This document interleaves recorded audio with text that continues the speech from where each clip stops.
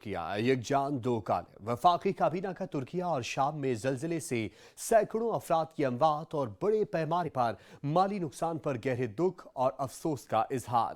وزیر اعظم محمد شہباز شریف نے ترکیہ میں زلزلہ زدگان کی امداد کے لیے ریلیف فنڈ قائم کر دیا۔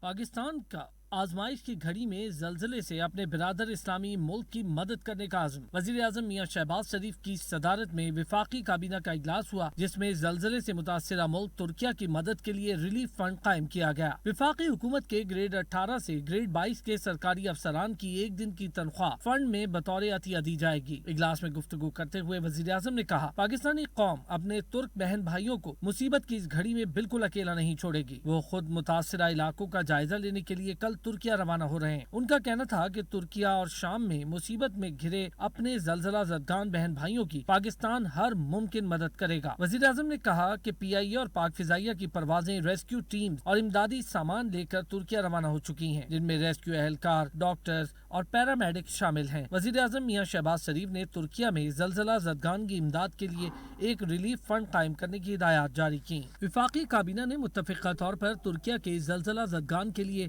اپنی ایک ماہ کی تنخواہ بطور عطیہ کرنے کا فیصلہ کیا۔ وفاقی کابینہ کے اجلاس میں جاں بحق افراد کی مغفرت، اہل خانہ کے لیے صبر جمیل اور زخمیوں کی جلد صحت یابی کے لیے دعائیں کی۔